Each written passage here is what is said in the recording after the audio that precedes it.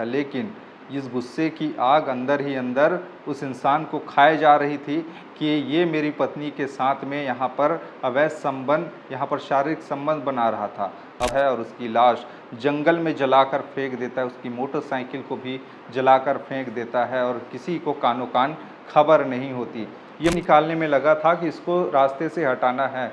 उसके बाद में वो अपनी पत्नी से कहता है कि इस इंसान का चेहरा मैं देखना नहीं चाहता, इसको हम लोगों को रास्ते से हटाना है। जब पिटाई वो लोग करते हैं उसके बाद में उसकी बाइक जला देते हैं, उसकी लाश को भी जलाकर वो लोग झाड़ियों में छुपा देते हैं। आजकल के समय में सबसे ज़्यादा कॉमन चीज़ होती जा रही है लोगों में आपसी विश्वास की कमी, और ये आपसी विश्वास का कहीं ना कहीं कोई ना कोई कारण ज़रूर हो रहा है, जिसके चलते लोग एक दूसरे पर विश्वास करने से कतरा रहे हैं। और ख़ासकर पति पत्नी के रिश्तों में जो नाजायज़ संबंध के मामले हैं वो ज़्यादातर देखे जा रहे हैं, जिसके चलते कई लोगों की ज़िंदगियां बर्बाद हो रही हैं, कई लोगों के ज़िंदगी तबाह हो रही है, परिवार टूट रहे हैं। एक ऐसा ही मामला आज आपको बताता हूं जो कि छत्तीसगढ़ के गरियाबंद ज़िले से सामने आया, जहां पर एक महिला जो शादीशुदा थी, लेकिन उसका पड़ोसी जो उसका चचेरा भांजा लगता था, मुँह बोला भांजा था, उसके साथ में उसका अवैध संबंध रहता है।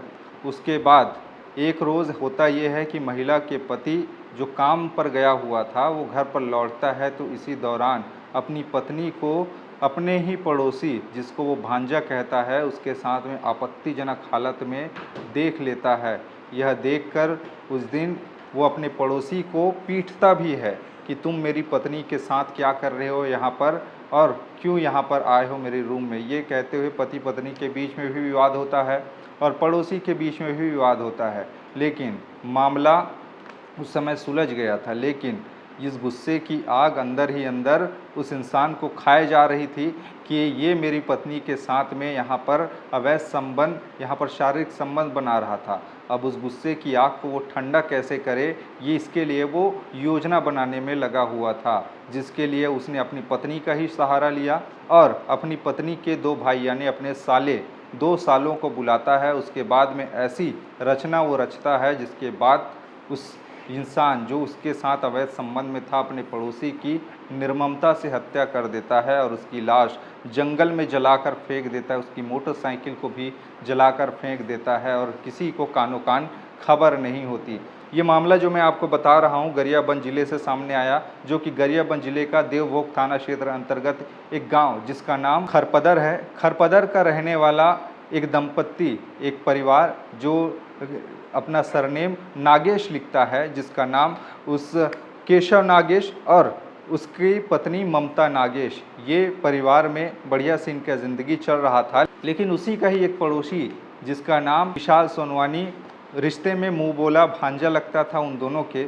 लेकिन इन दोनों के बीच में खटास तब पैदा हो जाती है जब विशाल सोनवानी एक शादीशुदा महिला के करीब आने लगता है, और वो शादीशुदा महिला जिसका नाम ममता नागेश और विशाल सोनवानी के बीच में जो रिश्ता था वो भांजा और मामी का था। लेकिन भांजे और मामी के रिश्ते को कलंकित करने वाले इस मामले ने पति तक जब खबर पहुंची, एक रोज़ होता ये है, वो दिन था 29 अप्रैल को दोनों मामा और भांजी एक रूम में थे और इसी दौरान वो लोग आपत्तिजनक हालत में देखे गए। इसी दौरान जो ममता नागेश के पति हैं केशव नागेश, इसी दौरान घर में उसकी एंट्री हो जाती है और वो देखता है कि उसकी पत्नी पड़ोस में ही रहने वाले विशाल सोनवानी के साथ में आपत्तिजनक हालत में है। और उसके बाद में 29 तारीख को दोनों के बीच में लड़ाई झगड़ा होता है। केशव नागेश उस पड़ोसी जो पेशे रिश्ते में उसका मुंह बोला भांजा है विशाल सोनवानी, उसको पीटता भी है, पत्नी से भी झगड़ा करता है कि तुम लोग मेरी गैर मौजूदगी में ये क्या करते हो, ये कह के। और उसके बाद में वो लोग मामला शांत हो जाता है, लेकिन अंदर ही अंदर केशव नागेश इस युक्ति निकालने में लगा था कि इसको रास्ते से हटाना है। उसके बाद में वो अपनी पत्नी से कहता है कि इस इंसान का चेहरा मैं देखना नहीं चाहता, इसको हम लोगों को रास्ते से हटाना है। इसके लिए वो लोग योजना बनाते हैं कि इसको रास्ते से हटाए, तो हटाए कैसे। देवभोग एक उड़ीसा का सीमावर्ती एक स्थान है, गरियाबंद जो कि उड़ीसा से लगा हुआ ज़िला है छत्तीसगढ़ का। वो लोग योजना बनाते हैं 13 मई को, और केशव नागेश, उसकी पत्नी ममता नागेश और उसके साले जिसका नाम ईश्वर और सागर, ये 4 लोग योजना बनाते हैं कि इनको रास्ते से हटाना है। और होता ऐसा है कि वो लोग उड़ीसा के एक जंगल में उसको बुलाते हैं जिसका नाम विशाल सोनवानी। विशाल सोनवानी को जब उड़ीसा के जंगल में बुलाया जाता है तो वो एक झटके में आ भी जाता है, क्योंकि महिला फ़ोन लगा के कहती है कि मैं तुमसे मिलना चाहती हूँ, आस पड़ोस के लोग कोई देखे ना, इसलिए जंगल के इतने अंदर वो बुलाती है जिससे कि किसी को शक ना हो। और 13 मई की दरमियानी समय वो लोग योजना बना के रहते हैं वहीं पर, और ममता से मिलने जाता है विशाल, और विशाल की हत्या वहाँ पर हो जाती है। इस नियत से वो गया था कि ममता मुझसे मिलने के लिए बुला रही है तो कुछ ना कुछ बात होगा, लेकिन वहाँ पर जब वो पहुँचा तो वहाँ पर उसके भाई जिसका नाम ईश्वर और सागर है, वो पहले से वहाँ मौजूद थे और उसके आने का इंतज़ार कर रहे थे। उसके बाद में सभी मिलकर उसको बेदम तरीके से पीटते हैं। पहले तो वो लोगों ने दारू का सेवन किया हुआ था ताकि दारू पीने के बाद उनकी एनर्जी बने रहे उसको मारने पीटने में, ऐसे करके जब पिटाई वो लोग करते हैं उसके बाद में उसकी बाइक जला देते हैं, उसकी लाश को भी जलाकर वो लोग झाड़ियों में छुपा देते हैं। अब मामला आगे बढ़ता धीरे धीरे। अब विशाल के घर वाले परेशान थे कि उसके घर का बेटा क्यों आ नहीं रहा है, घर में इतने दिन से गया है।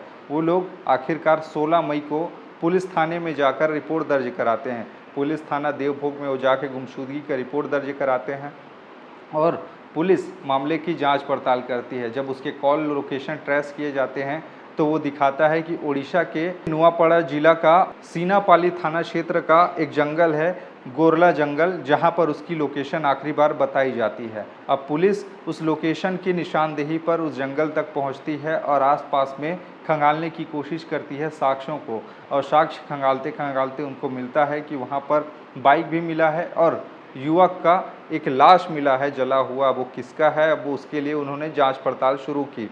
अब फाइनली पुलिस इस मामले की तहकीकात करते करते आखिरी कॉल उस विशाल सोनवानी का देखा जाता है कि आखिरी बार इसने किससे बात की थी। तब लोकेशन में पता ये चलता है कि विशाल सोनवानी ने आखिरी बार ममता नागेश के साथ में बात की थी, जिसके साथ उसका अवैध संबंध था। अब ममता नागेश की आखिरी बार बात करने के बाद उसका फ़ोन पूरा का पूरा बंद आया था, उसके बाद में उसका लोकेशन और कहीं नहीं दिखा, वही फाइनल लोकेशन था। अब इसके आधार पर ममता नागेश और उसके पति केशव नागेश और उसके भाई जिसका नाम ईश्वर और सागर है, इनको पूछताछ करती है पुलिस। और पहले तो ये लोग घुमा फिरा के जवाब देते हैं कि हमने ऐसा कुछ नहीं किया, हमने इसके बारे में कोई जानकारी नहीं है। लेकिन जब कड़ाई से पूछताछ की जाती है तो ये लोग टूट के बताते हैं कि आखिरकार मामला क्या है। ये लोग बताते हैं कि उन्होंने ही उसकी हत्या की है और हत्या की साजिश इन सब ने मिलकर रची है। और आखिरकार उसके बाद में पुलिस इनके निशानदेही पर वहां पर पहुंचती है और भी साक्ष्य खंगालने की कोशिश करती है। इन लोगों ने हत्या करके मोबाइल फ़ोन को ज़मीन में गाड़ दिया था ताकि किसी को कोई पता ही न चले कि यहाँ पर किसी की हत्या करके यहाँ पे फ़ोन भी दबाया गया है। लेकिन कहते हैं कि अपराधी कितना ही शातिर क्यों ना हो, एक न एक दिन पकड़ा जाता है। पुलिस ने ओडिशा के जंगल से उसकी लाश बरामद की और उसके बाद में इन सभी को आरोपियों को गिरफ्तार किया है। और इसके पीछे जो मुख्य कारण सामने आया वो ये कि महिला जो ममता नागेश है उसका अवैध संबंध उस युवक के साथ में था, और पति और उसके भाई, महिला के भाइयों को जब इस बारे में पता चला कि ये घटना हुई है तो उसके बाद में युवक को मारने की साजिश रची गई और उसको रास्ते से हटाने के लिए ये जानलेवा कहानी लिखा गया, पूरा पटकथा लिखा गया। और जिस पटकथा में पूरा का पूरा किरदार एक ही परिवार का है और पड़ोसी की हत्या इसमें हुई है। अब मामले की तहकीकात करते हुए पुलिस ने सभी आरोपियों को गिरफ्तार कर लिया है और शव को पोस्टमार्टम के बाद घर वालों को भी दे दिया गया है। यानी कि आजकल अवैध संबंध का मकड़जाल पूरा का पूरा ज़िंदगी बर्बाद कर रहा है और इसके चलते कई परिवार टूट रहे हैं, कईयों की ज़िंदगियां तबाह हो रही हैं। अगर आप शादीशुदा हैं, चाहे महिला हो पुरुष हो, तो एक बार ज़रूर सोच लीजिएगा अवैध संबंध में जाने से पहले कि इसका नतीजा क्या हो सकता है, क्योंकि किसी भी परिवार में ये सारी चीज़ें, किसी भी समाज में ये एक्सेप्टेबल नहीं है कि आप शादीशुदा होने के बाद भी किसी पराये मर्द या पराई स्त्री के साथ अवैध संबंध में रहे, रिलेशनशिप में रहे, ये सारी चीज़ें परिवार को दुविधा में डाल सकती है, समाज को कलंकित कर सकती है।